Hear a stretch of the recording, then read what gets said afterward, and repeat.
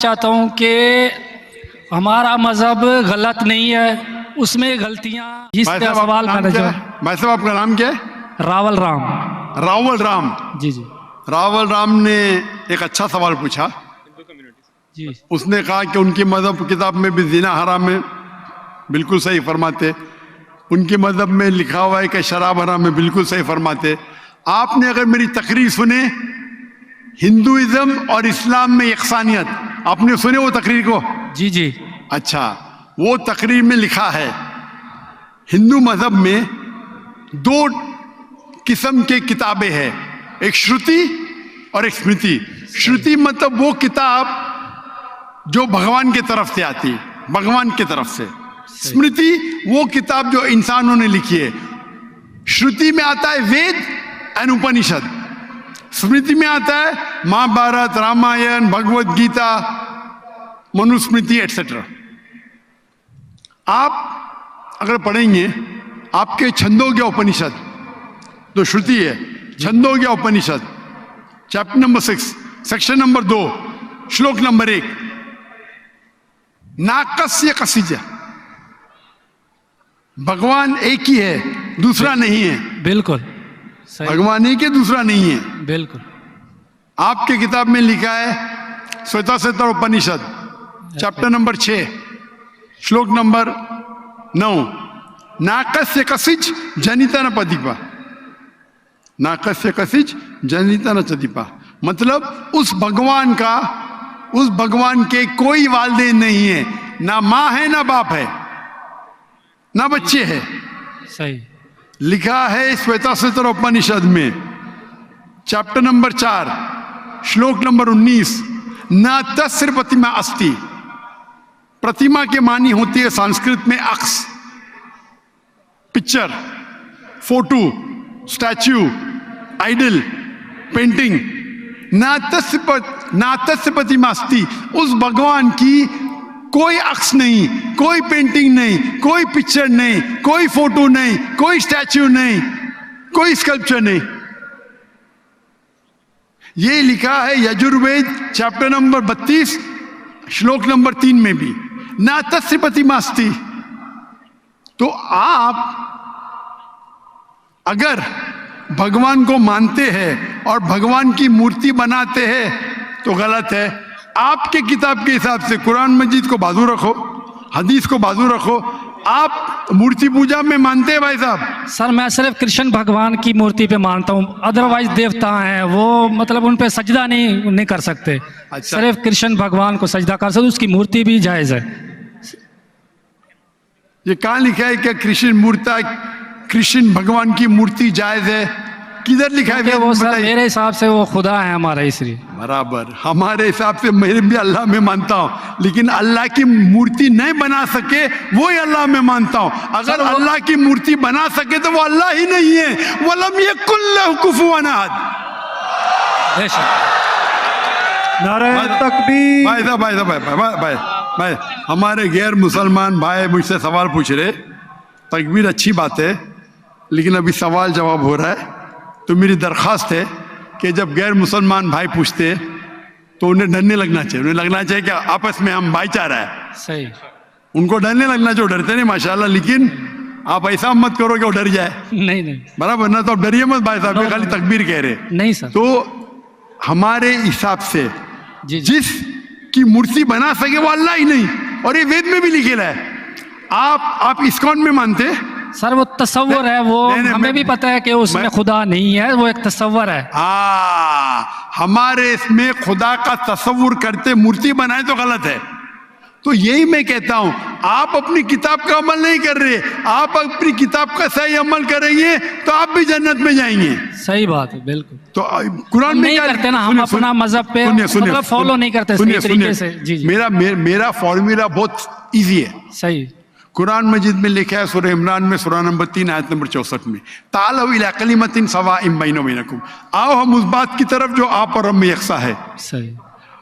अपन आज माने जो आप और हम में यकसा है, कम से कम उस पे तो अमल करे।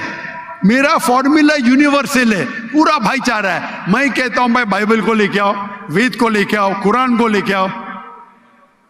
वेद काफी बड़ी है। जी, जी। बाइबल कुरान से 3 गुना बड़ा है। हम आज वादा करें कि जो यकसा है कम से कम उस पे तो अमल करें। जो यकसा ने उसको साइड पे रखेंगे, कल बहस करेंगे। जो यकसा उस पे तो अमल करे। बाइबल में लिखा है, वेद में लिखा है, खुदा एक है, खुदा का अक्स नहीं। अगर आप खुदा का अक्स बनाते तो आप वेद के खिलाफ जाते। सिर्फ कृष्ण का बनाओ तो भी गलत है। सर वो भगवत गीता में लिखा है इसलिए। आप भगवत गीता स्मृति है, भगवत गीता महाभारत का हिस्सा है, सही क्या नहीं? सही। तो महाभारत एक स्मृति है, स्मृति श्रुति के खिलाफ नहीं जा सकती है। अगर स्मृति और श्रुति में टकराव है तो हम श्रुति को मानेंगे, स्मृति को नहीं। वेद और उपनिषद सबसे ऊपर है। सही। तो आपका एक पीएचडी टीचर है, वो कुछ कहता है, और एक बैचलर है। आप पीएचडी वाले उस्ताद को मानेंगे या जो बैचलर की डिग्री वाले उस्ताद को मानेंगे? किसको मानेंगे? कौन से उस्ताद को मानेंगे? PhD sir. पीएचडी। तो आपका पीएचडी वेद है। सही। तो अगर आप मूर्ति पूजा छोड़ देंगे और आपके किताब में लिखा हुआ है, आपके किताब में लिखा है कि आखिरी पैगंबर आने वाले हैं, और आप वेद पढ़ेंगे और पुराना पढ़ेंगे, उसके अंदर कई जगह पे लिखा है कि आखिरी पैगंबर मोहम्मद सल्लल्लाहु अलैहि वसल्लम है। आप अगर कल की पुराना पढ़ेंगे, भविष्य पुराना भी है, कल की पुराना है, और आप मेरी तकरीर सुनेंगे। एक तकरीर है मेरी, मोहम्मद सल्लल्लाहु अलैहि वसल्लम का जिक्र हिंदू मजहबी किताबों में। वक्त की किल्लत होने की वजह से सिर्फ मैं छोटी पॉइंट कहूंगा। आप अगर कल की पुराना पढ़ेंगे, चैप्टर नंबर 2, श्लोक नंबर 5, 7, 11, 15, 17, उसमें लिखा है क्या? एक अवतार आएंगे, आखिरी अवतार आएंगे, जिसके वालिद का नाम है विष्णु यास। विष्णु मतलब भगवान। जी जी। यास मतलब उसका बंदा, उसका सर्वेंट। अरबी में तर्जुमा करेंगे तो अब्दुल्ला होता है। आखिरी पैगंबर आएंगे जिसका वालिद के नाम अब्दुल्ला है। उसके माँ का नाम है सुमति। सुमति संस्कृत में मतलब अमन, शांति। अरबी में कहेंगे आमिना। मोहम्मद सल्लल्लाहु अलैहि वसल्लम के माँ का नाम था आमिना। वो पैदा होंगे एक अमन शहर में, मक्का। उस शहर के ग्रोह के लीडर के कबीले में पैदा होंगे, कुरैश के कबीले में। उसके 4 करीब दोस्त होंगे। जिक्र हो रहा है खुलफा राशिदीन का। और मोहम्मद सल्लल्लाहु अलैहि वसल्लम का जिक्र तो बहुत लंबा है, 2 घंटे की तकरीर दे सकता हूं मैं। सही। तो अगर आप अपनी किताब में मानते, आपको मानना पड़ेगा कि आखिरी पैगंबर मोहम्मद सल्लल्लाहु अलैहि वसल्लम है। आप मानते कि आखिरी पैगंबर मोहम्मद सल्लल्लाहु अलैहि वसल्लम है?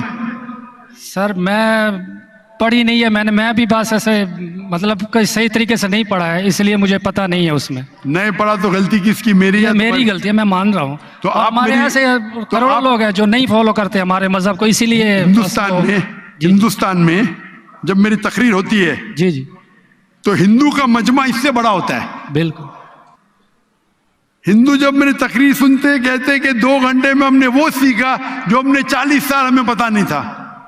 सही। तो मैं अभी जो मैं हवाला दिया, रेफरेंस के साथ आपकी किताब का हवाला दिया, तो आप अगर सच्चे हिंदू है तो आपको मानना पड़ेगा कि एक भगवान है। उस भगवान की मूर्ति नहीं है, उसके आखिरी पैगंबर मोहम्मद सल्लल्लाहु अलैहि वसल्लम है। तो आप अपनी किताब पे अमल करेंगे? जी करूंगा। और जो चीज यकसा है कम से कम उस पर तो अमल करो। जो टकराव है वो बाद में, मैं जानता हूं, मैंने तकरीर की है। इसमें लिखा है कि हिंदू मजहबी किताब में लिखेला है शराब पीना हराम है, कुरान में लिखेला है। सही। आपकी मजहबी किताब में यह भी लिखा है कि सुअर का गोश्त खाना हराम है। सही। और आपकी किताब कुरान से सख्त है, उसमें लिखा है कि अगर आप सुअर का गोश्त बेचेंगे तो पैर और हाथ, उल्टे पैर और उल्टे हाथ काटना चाहिए। ये किधर हदीस में नहीं लिखेला है, ना कुरान में लिखेला। आपकी मजहबी किताब मनुस्मृति में लिखा हुआ है कि आप उल्टे हाथ और उल्टे पैर काटो अगर वो सुअर का गोश्त बेचता है तो। सही। तो अगर आप सही हिंदू है, आपकी मजहबी किताब पढ़ो। आपकी मजहबी किताब में लिखा हुआ है कि आखिरी पैगंबर आएंगे और आखिरी पैगाम देंगे।